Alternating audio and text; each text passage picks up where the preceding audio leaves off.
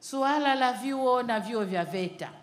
Hii kazi tumeifanya kwa kiwango kikubwa. Tumeifanya kwa kiwango kikubwa.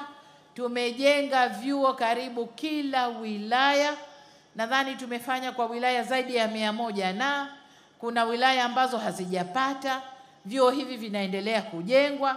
Kila wilaya itakuwa na chuo cha VETA, lakini kila mkoa na vile vya mkoa viko 26, nadhani na wenyewe karibu tunamaliza mikoa yote.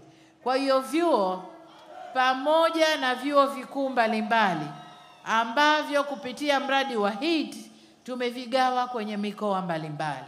Kwa mkoa huu wa Lindi kuna chuo kikuu cha Dar es Salaam daki ya kilimo, lakini pia kuna chuo chengine viwili vitakuweko hapa Lindi. Lakini pamoja na chuo hicho kina chuo cha nishati na umeme ambacho kitakuja kufundisha vijana watakaotumika kwenye mradi wa LNG. Ujenzi wa chuo nadhani umeanza. Kwa hiyo Lindi inakwenda kuwa na vyuo vikubwa vitatu.